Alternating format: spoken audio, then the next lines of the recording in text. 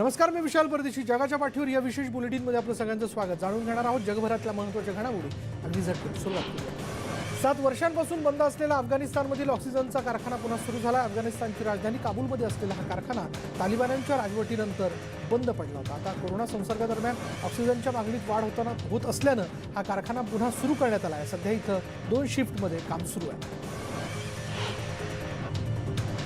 अमेरिकेतील कॅलिफोर्नियाच्या कोरोना संसर्गाचा केंद्रबिंदू आता जेल असू शकतो अशी भीती व्यक्त करण्यात आली आहे. सॅन फ्रान्सिस्कोच्या उत्तरेकडील राज्य कारागृहामध्ये कोरोना संसर्गाचे रुग्ण मोठ्या संख्येनं आढळत आहेत. आतापर्यंत 1100 जणांना कोरोनाची लागण झाली असून यातील 100 जणांचा मृत्यू झाला. पेरूची राजधानी लिमामध्ये निर्बंध शिथिल करण्यात आले. जवळपास 106 दिवसांनंतर नागरिक रस्त्यावर मोकळेपणानं फिरू शकत होते. अनेक दुकानांमध्ये धान्य आणि इतर वस्तूंची खरेदी करण्यासाठी नागरिकांची गर्दी पाहायला मिळाली. निर्बंध शिथिल केले असले तरी नागरिकांनी सरकारनं दिलेल्या नियमांचं पालन करावं अशा कडक सूचनाही देण्यात आल्या. मार्चमध्ये लॉकडाऊन झाल्यानंतर प्रथमच थायलंडमध्ये पब आणि बार सुरू करण्यास सरकारनं परवानगी दिली. रेस्टॉरंट्सना 2 आठवड्यांपूर्वी अल्कोहोलची विक्री पुन्हा सुरू करण्याची परवानगी देण्यात आली होती.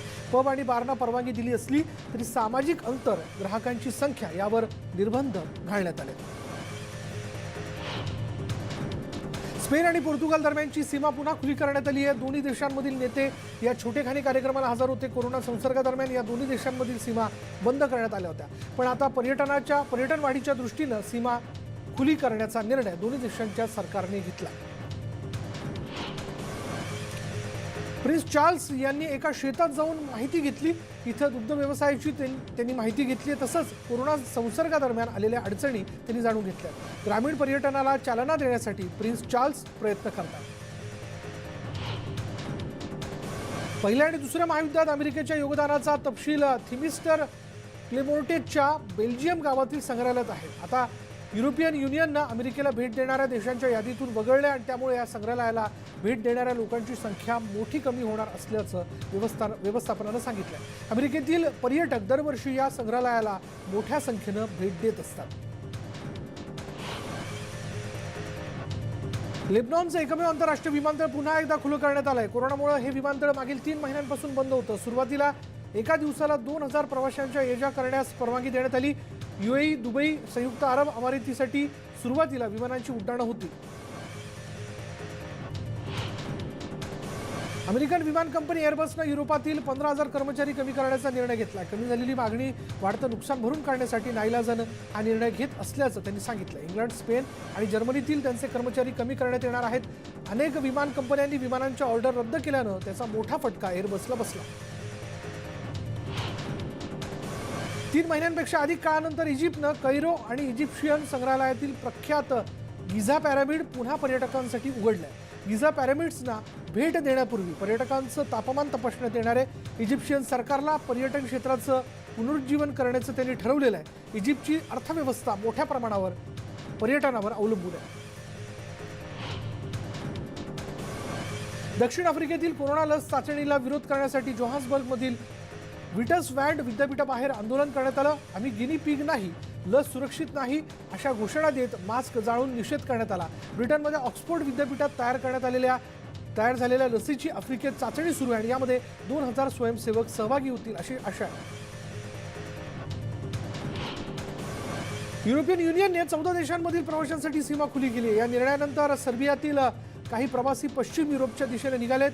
सर्बिया हा EU बाहेरील पहिला देश होता ज्यानं हंगेरीतील राहणाऱ्या नागरिकांसाठी आपल्या सीमा उघडल्यात.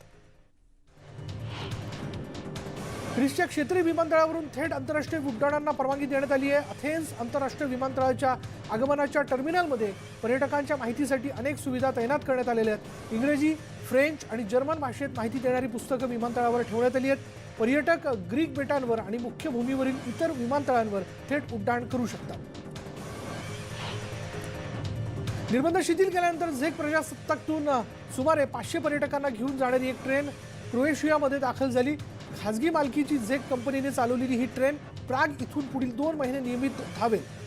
त्याचबरोबर ब्रॅटिस्लावा आणि ल्युबाना मार्गे 16 तासांच्या प्रवासात ती उत्तर क्रोएशियन बंदरातील रिजेका शहराजवळ जाईल. युएईमध्ये प्रार्थना स्थळांना काही अटींवर परवानगी देण्यात आली. दुबईतील शीखांचं धार्मिक स्थळ गुरुद्वारा पुन्हा उघडण्यात आले. तापमान तपासणी, सामाजिक अंतर, ठराविक भाविकांनाच एका वेळेस परवानगी असे अनेक नियम पाळावे लागणार. अमेरिकेतल्या फ्लोरिडातील शेरीफनं एक व्हिडिओ जारी केला. यामध्ये हिंसक आंदोलन करण्यात आली तर त्याला तशाच प्रकारचं प्रत्युत्तर दिलं जाईल असा इशारा त्यांनी दिला. शेरीफ डॅरेल डॅनियल यांनी त्यांच्या फेसबुक पेजवर 3 मिनिटांचा हा व्हिडिओ जारी केलेला आहे. आपण कृष्णवर्णीय असलो तरी कोणत्याही प्रकारचं गैरवर्तन खपून घेतलं जाणार नाही असा इशारा त्यांनी दिला केला. अमेरिकेच्या डेलवेअर काउंटी भागातलं एक 8 फुटी पोस्टर हटवण्यात आलं. हे पोस्टर वंशभेदाला प्रोत्साहन देत असल्याचा आरोप करण्यात आला होता. त्यानंतर हे पोस्टर हटवण्यासाठी प्रशासनावर मोठा दबाव टाकण्यात आला. 1952 पर्यंत गुन्हे करणाऱ्या लोकांना सार्वजनिकपणे चापकाने फटके मारण्याची शिक्षा करत असत आणि या पोस्टरमध्ये एका कृष्णवर्णीय व्यक्तीला मारत असल्याचं चित्रण होतं. अमेरिकेत एप्रिलपासून बेपत्ता झालेल्या एका सैनिकाचा शोध घेण्यात येतोय. सेंट्रल टेक्सासमध्ये सापडलेला मृतदेह हा सैनिकाचाच असावा अशी शक्यता त्याच्या कुटुंबियांनी व्यक्त केली आहे. व्हेनेसा गुइलन हा 22 एप्रिलपासून बेपत्ता आहे. बेल काउंटीमध्ये लिओन नदीजवळ एक मृतदेह सापडला. आता ही हत्या आहे की आत्महत्याचा तपास सुरू आहे. जनरल जॅक्सन यांचा अमेरिकेतला रिचमंड व्हर्जिनिया इथल्या चौकात असलेला पुतळा अखेर हटवण्यात आला. शहराच्या महापौरांनी नगरपालिकेच्या जमिनीवरील वादग्रस्त स्मारक हटवण्याचे आदेश दिले होते आणि त्यानंतर ही कारवाई सुरू झाली. व्हर्जिनियाचे गव्हर्नर रॅल्फ नॉर्थम यांनी वंशद्वेषाचं प्रतीक असलेली सर्व स्मारकं हटवली जातील अशी ग्वाही दिली होती. अमेरिकेतील अलाबामा राज्यातील सेल्मा शहरातील ऐतिहासिक पुलाचं नाव बदलण्याची मागणी जोर धरू लागली आहे. एडमंड पेटन्स ब्रिजचं नाव बदलून ते काँग्रेसचे सदस्य जॉन लुईस असं देण्यात यावं याबाबतची याचिका प्रलंबित आहे. पेट्स हा वर्णभेद करणारा व्यक्ती म्हणून कुख्यात होता. 4 जुलै या अमेरिकेच्या स्वातंत्र्य दिनाची तयारी राजधानी वॉशिंग्टन DC मध्ये सुरू आहे. व्हाईट हाऊसला रोषणाई करण्यात आली असून फटाक्यांची आतिषबाजी, विमानांची प्रात्यक्षिकं सादर करण्यात येणार आहेत. यंदा कोरोना संसर्गाचं सावट या स्वातंत्र्य दिनावरती असणार आहे.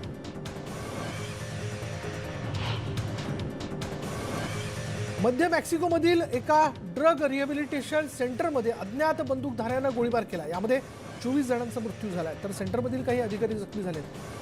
इरापुआटो शहरात झालेल्या या हल्ल्यातील 3 जखमींची प्रकृती चिंताजनक आहे आणि हल्ल्यात स्थानिक ड्रग टोळ्यांचा हात असू शकतो अशी शक्यता पोलिसांनी व्यक्त केली आहे. 23व्या वर्धापन दिनानिमित्त हाँगकाँगमध्ये विविध कार्यक्रमांचं आयोजन करण्यात आलं होतं. यामध्ये फ्लोट्स परेड आयोजित करण्यात आली होती. हाँगकाँगचे सहाय्यक कॅली क्वांग मेई वँग यांनी नवा राष्ट्रीय सुरक्षा कायदा नागरिकांना सुरक्षितता प्रदान करेल असा विश्वास व्यक्त केला. चीन समर्थकांच्या एका गटानं हाँगकाँगमधील अमेरिकन दूतावासासमोर निदर्शनं केली. नवा राष्ट्रीय कायदा लागू करण्याच्या निर्णयावर अमेरिकेनं जोरदार आक्षेप घेतलाय. अमेरिकेनं चीनच्या अंतर्गत प्रश्नांमध्ये हस्तक्षेप करणं बंद करावं अशी मागणी या आंदोलकांनी केली आहे. नव्या राष्ट्रीय सुरक्षा कायद्यामुळे हाँगकाँगमधील जनतेत असंतोष धुमसतोय. यामुळे अनेक हाँगकाँगमधील नागरिक विस्थापित होण्याची शक्यता आहे. हाँगकाँगच्या या रहिवाशांना सुरक्षित आश्रय देण्याच्या प्रस्तावावर आपलं सरकार विचार करीत असल्याचं ऑस्ट्रेलियाचे पंतप्रधान स्कॉट मॉरिसन यांनी सांगितलं. ऑस्ट्रेलिया हाँगकाँगच्या रहिवाशांना तात्पुरता संरक्षण व्हिसा देऊ शकेल, ज्यामुळे शरणार्थी 3 वर्षापर्यंत देशात राहू शकतील. नवा सुरक्षा कायदा लागू केल्यानंतर हाँगकाँगमध्ये सुरू असलेलं आंदोलन दडपण्याचा प्रयत्न पोलिसांकडून करण्यात येतोय. या सर्व घटनांकडून बारकाईनं पाहत असल्याचं जपानचे मुख्य कॅबिनेट सचिव योशिहिडे सुगा यांनी सांगितलंय. या नव्या कायद्यामुळे जपान आणि हाँगकाँगमधील संबंधांवर परिणाम पडू शकतो अशी शक्यता त्यांनी व्यक्त केली. रशियातील नव्या घटनात्मक दुरुस्तीसाठी आठवडाभर मतदान सुरू होतं. मतदारांनी मोठ्या संख्येनं या दुरुस्तीला पाठिंबा दिल्याचा विश्वास व्यक्त करण्यात येतोय. मतदान सुरळीत आणि कोणत्याही गडबडीविना संपन्न झाल्याचा दावा आयोगानं केला. ज्यांना थेट मतदान करता आलं नाही त्यांनी ऑनलाईन अथवा इतर माध्यमातून मतदान केल्याचंही आयोगानं म्हटलं. जॉर्डन व्हॅली आणि पश्चिमेकडील वस्त्यांचा ताबा घेण्याच्या इस्रायलच्या योजनेविरोधात पॅलेस्टाईनमध्ये आंदोलन करण्यात आलं. इस्रायल जबरदस्तीनं हे एकीकरण करत असल्याचा आरोप या आंदोलकांनी केला आणि यामुळे इथलं समीकरण बदलणार असून अनेकांना बेघर व्हावं लागेल अशी भीती व्यक्त करण्यात येते. वेस्ट बँकेच्या भागांना जोडण्याच्या मोहिमेमुळे इस्रायलला आगामी काळात अडचणींचा सामना करावा लागू शकतो अशी भीती अध्यक्ष युवेन रिव्हलिन यांनी व्यक्त केली आहे. उत्तर आणि दक्षिण सीमेवर सैन्याला अनेक आव्हानांचा सामना करावा लागू शकतो. इस्रायलला सिरिया आणि लेबनॉनच्या उत्तरेकडील सीमेवर सतर्क राहण्याची गरज असल्याचं त्यांनी सांगितलं. इस्रायलच्या पश्चिम भागांना जोडण्याच्या योजनेविरोधात गाझा शहरात मोर्चा काढण्यात आला. मोठ्या संख्येनं पॅलेस्टाईनमधील रहिवासी यामध्ये सहभागी झाले होते. आंदोलनकर्त्यांनी पॅलेस्टाईनचे झेंडे फडकावत युद्धाची घोषणा असे बॅनर झळकवले.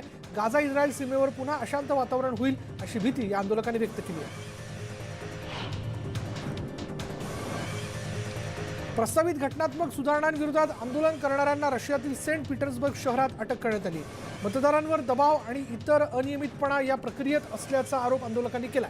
या सुधारणांमुळे पुतीन यांना अनिर्बंध सत्ता मिळणार असल्याचाही आरोप या आंदोलकांकडून करण्यात आला.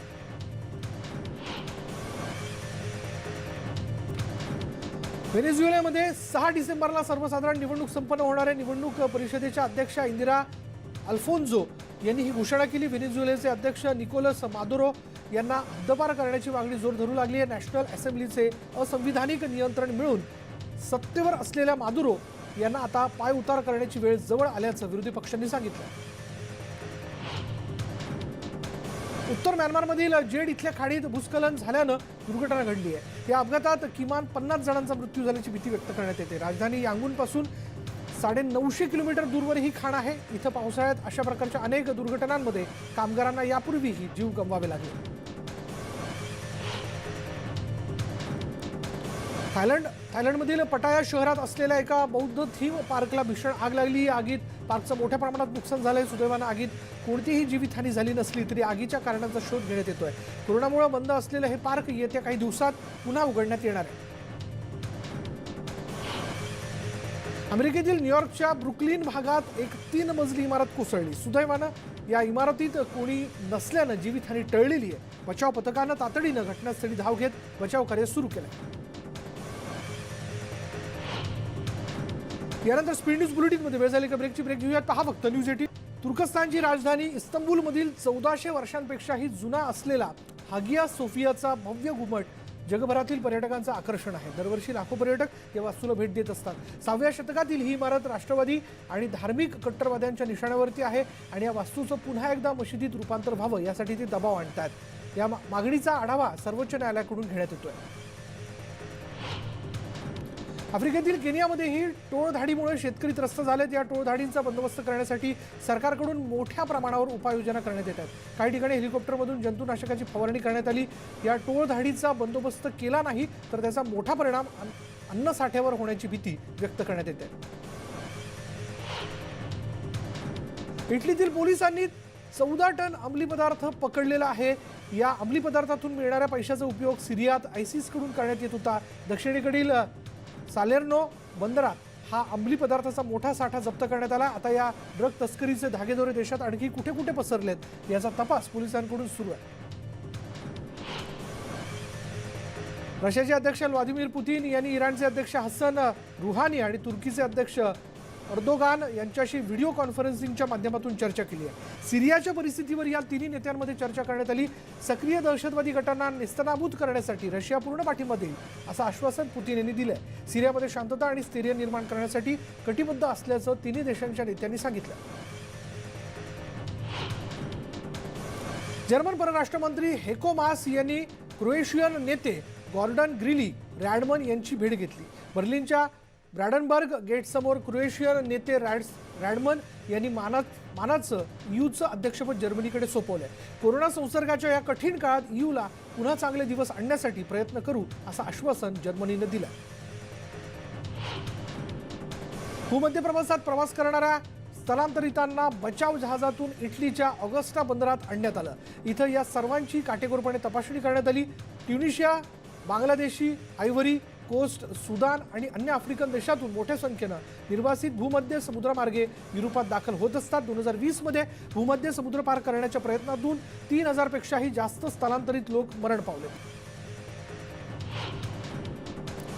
पोप बेनेडिक्ट 16वे यांचे मोठे भाऊ जॉर्ज रॅटझिंगर यांचं वयाच्या 96व्या वर्षी निधन झालंय. रॅटझिंगर राहत असलेल्या जर्मनीतील बावरियामध्ये रेजेन्सबर्ग भागात त्यांचा दफन करण्यात आला. बेनेडिक्ट यांनी आजारी भावाच्या प्रकृतीची विचारपूस करण्यासाठी काही दिवसांपूर्वीच भेट घेतली होती आणि यानंतर अवघ्या आठवड्याभरात त्यांचा मृत्यू झाला.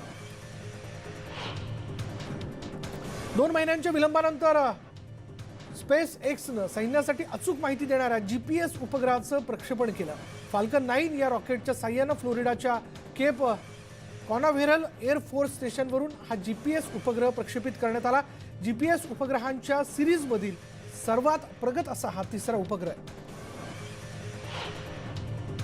चीननं हाँगकाँगमध्ये नवा राष्ट्रीय सुरक्षा कायदा लागू करण्याचा निर्णय घेतला. यानंतर तैवानमध्ये मोठ्या संख्येनं हाँगकाँगमधील निर्वासित येण्याची शक्यता आहे. या निर्वासितांसाठी तैवाननं अधिकृत कार्यालय सुरू केलं आहे. तैपेईच्या मेनलँड अफेअर्स काउन्सिलचे मंत्री चेन मिंग टोंग या कार्यालयाचं उद्घाटन त्यांनी केलेलं आहे. या कार्यालयातून निर्वासितांना शाळा, रोजगार, गुंतवणूक, उद्योजकता आणि कायमचं वास्तव्य करण्यासंबंधाचे प्रश्न सोडवले जातील असं त्यांनी म्हटलंय. मागील आठवड्यात तुर्कस्तानच्या समुद्रात 60 जणांच्या एका बोटीला जलसमाधी मिळाली. व्हॅन लेक ओलांडल्यानंतर स्थलांतरितांची ही बोट बुडाली असून बचाव पथकाकडून तिचा शोध घेण्यात येतोय. बचाव पथकांनी आतापर्यंत 6 मृतदेह बाहेर काढलेत. या बोटीत अफगाणिस्तान, पाकिस्तान, इराणमधील नागरिक असण्याची शक्यता आहे. थायलंडमध्ये पुन्हा एकदा शाळा सुरू झालेल्या आहेत. कोरोना संसर्गामुळे 18 मार्चपासून शाळा बंद करण्यात आल्या होत्या.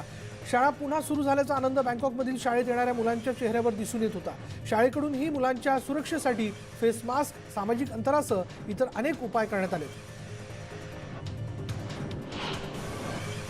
रेस्टॉरंट्समध्ये जाऊन जेवण सुरू होणं सध्या तरी शक्य नाही. न्यूयॉर्कमध्ये रुग्णसंख्या वाढल्यानं महापौर बिल डे ब्लासिओ यांनी हा निर्णय जाहीर केलेला. ही सुविधा पुन्हा सुरू केली तर रुग्णसंख्या पुन्हा वाढण्याची शक्यता लक्षात घेत हा निर्णय घेण्यात आला. न्यूयॉर्कमध्ये सध्या दुसऱ्या टप्प्यातलं अनलॉक सुरू आहे.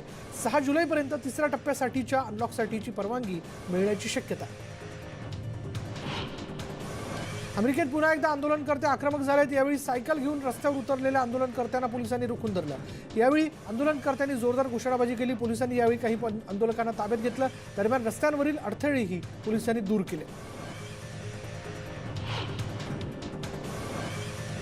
नेटफ्लिक्सची नवी वेब सिरीज लेनॉक्स हिलमध्ये डॉक्टरांची महत्त्वाची भूमिका आहे.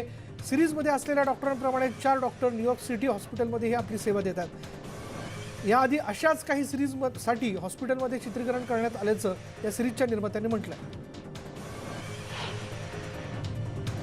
ब्राझीलमध्ये मंगळवारी वादळी वाऱ्यासह आलेल्या पावसामुळे घरांचं मोठं नुकसान झालंय. यामुळे जवळपास 10 नागरिकांचा बळी गेल्याची माहिती समोर आली आहे. वादळी वाऱ्यासह झालेल्या मुसळधार पावसामुळे घरांची छतं उडाल्याचंही यावेळी पाहायला मिळालं.